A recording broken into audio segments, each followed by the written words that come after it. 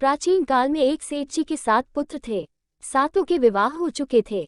सबसे छोटे पुत्र की पत्नी श्रेष्ठ चरित्र की विदुषी और सुशील थी, परंतु उसके भाई नहीं था। एक दिन बड़ी बहू ने घर लीपने को पीली मिट्टी लाने के लिए सभी बहुओं को साथ चलने को कहा, तो सभी डलियां और खुरपी लेकर मिट्टी खोदने लगी। तभी वहां एक सर्प निकला, जिसे बड़ी बहू खुरपी से मारने लगी। ये देखकर छोटी बहू ने उसे रोकते हुए कहा, मत मारो इसे, ये बेचारा निरपराध है। ये सुनकर बड़ी बहू ने उसे नहीं मारा।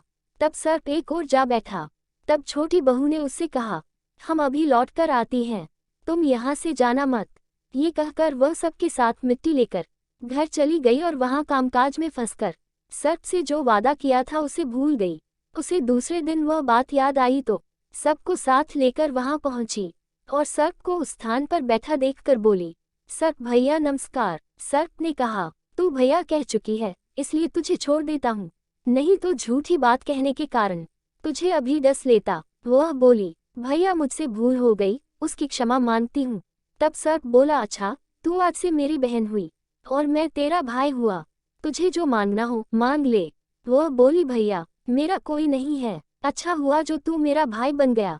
कुछ दिन व्यतीत होने पर वह सर्प मनुष्य का रूप रखकर उसके घर आया और बोला कि मेरी बहन को भेज दो। सबने कहा कि इसके तो कोई भाई नहीं था, तो वह बोला, मैं दूर के रिश्ते में इसका भाई हूँ, बचपन में ही बाहर चला गया था। उसके विश्वास दिलाने पर घर के लोगों ने छोटी को उसके साथ भेज दिया।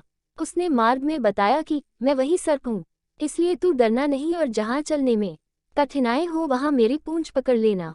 उसने कहे अनुसार ही किया और इस प्रकार वह उसके घर पहुँच गई। वहाँ के धन ऐश्वर्य को देखकर वह चकित हो गई। एक दिन सर्प की माता ने उससे कहा, मैं एक काम से बाहर जा रही हूँ, तू अपने भाई को ठंडा दूध पिला देना। उसे यह बात ध्यान न रही और उसने गर्म दूध पिला दिया, जिसमें उसका मुख बुरी तरह जल गया। ये देखकर सर्प की माता बहुत क्रोधित हुई, परंतु सर्प के समझाने पर शांत हो गई। तब सर्प ने कहा कि बहन को अब उसके घर भेज देना चाहिए। तब सर्प और उसके पिता ने उसे बहुत सा सोना, चांदी, जवाहरात, वस्त्र भूषण आदि देकर उसके घर पहुंचा दिया। इतना ढेर सारा धन देखकर बड़ी बहू ने ईर्ष्या से कहा, भाई तो बड़ा धनवान है, तुझे तो उससे और भी धन लाना चाहिए।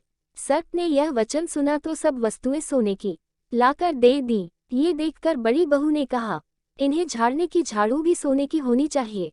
तब सर्प ने झाड़ू भी सोने की लाकर रख दी। सर्प ने छोटी बहू को हीरा मणियों का एक अद्भुत हार दिया था। उसकी प्रशंसा उस देश की रानी ने भी सुनी और वह राजा से बोली कि सेठ की छोटी बहू का हार यहाँ आना चाहिए। राजा ने मंत्री को हुक्म दिया कि उससे वह हार लेकर शीघ्र उपस्थित हो। मंत्री ने सेठ जी से जाकर कहा कि महारानी जी छोटी बहू का हार पहनेंगी, वो उससे लेकर मुझे दे दो। सेठ जी ने डर के कारण छोटी बहू से हार मंगा कर दे दिया। छोटी बहू को ये बात बहुत बुरी लगी। उसने अपने सर्प भाई को याद किया और आने पर प्रार्थना की, भैया रानी ने हार छीन लिया है, तुम कुछ ऐसा करो कि जब वह हार उसके गले में रहे तब तक के लिए सर्प बन जाए, और जब वह मुझे लौटा दे तब हीरों और मणियों का हो जाए। सर्प ने ठीक वैसा ही किया। जैसे ही रानी ने हार पहना वैसे ही वह सर्प बन गया। ये देखकर रानी चीख पड़ी और रोने लगी। ये देखकर राजा ने सेठ के पास खबर भेजी कि छोटी बहू को तुरंत भेजो। सेठ जी डर गए कि राजा न जाने क्या करेगा। वे स्वयं छोटी बहू को साथ लेकर उपस्थित हुए। राजा ने छोटी बहू से पूछा, तूने क्या जादू किया है, मैं तुझे दंड दूंगा। छोटी बहू बोली, राजन धृष्टता क्षमा कीजिए, यह हार ही ऐसा मेरे गले में हीरों और मणियों का रहता है और दूसरे के गले में सर्प बन जाता है। ये सुनकर राजा ने वह सर्प बना हार उसे देकर कहा, अभी पहन कर दिखाओ। छोटी बहू ने जैसे ही उसे पहना वैसे ही हीरो मणियों का हो गया। ये देखकर राजा को उसकी बात का विश्वास हो गया और उसने प्रसन्न होकर उसे बहुत सी मुद्राएं भी पुरस्कार में दी।